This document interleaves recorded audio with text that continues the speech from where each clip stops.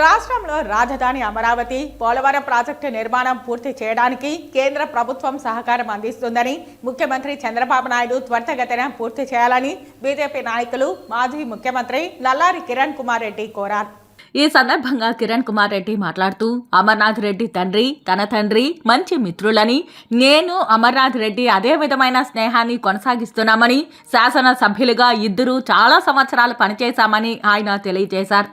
ఈ సందర్భంగా కిరణ్ కుమార్ రెడ్డి మాట్లాడుతూ జనసేన బీజేపీ తెలుగుదేశం కూటమిగా ఏర్పడి ప్రజలు ఇచ్చిన అబ్సల్యూట్ మెజారిటీతో అధికారంలోకి రావడం జరిగిందని ఈ సందర్భంగా ఆయన తెలియజేశారు. పాలమనేరు ఎమ్మెల్యే అమర్నాథ్ రెడ్డి మాట్లాడుతూ కీలపట్ల దేవస్థానం టీటీడీ పరిధిలో తేవడానికి కిరణ్ కుమార్ రెడ్డి పాత్ర ఎంతో ఉందని, ఆయన ముఖ్యమంత్రిగా ఉన్నప్పుడు కీలపట్ల దేవస్థానాన్ని టీడీపీ పరిధిలోకి తేవడం జరిగిందని, ఈరోజు కీలపట్ల దేవస్థానం ఎంత అభివృద్ధి అయ్యిందో మనమందరం చూస్తూనే ఉన్నామని ఈ సందర్భంగా అమర్నాథ్ రెడ్డి తెలియజేశారు. ఆంధ్రప్రదేశ్ ప్రజలకు మేలు చేసే విధంగా ప్రజల తీర్పు ఉన్నదనేది స్పష్టంగా అర్థమవుతా ఉంది.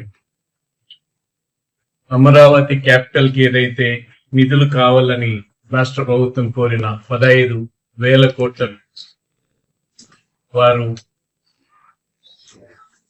రిలీజ్ చేయడం జరుగుతా ఉంది.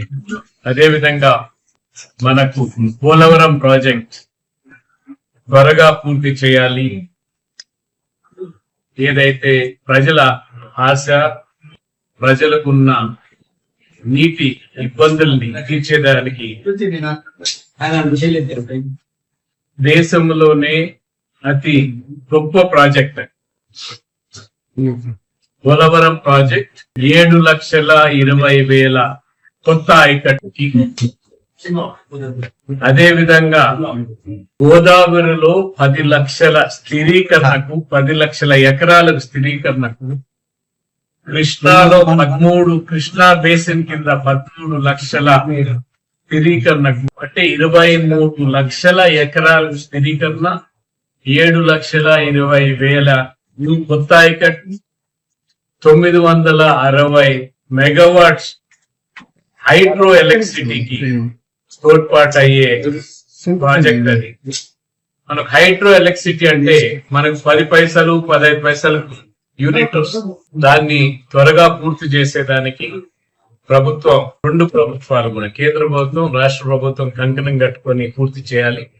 పోలవరం పూర్తి అయితే మన ప్రాంతాలకంతా కూడా కృష్ణా నీరు తెచ్చుకునేదానికి ఆస్కారం.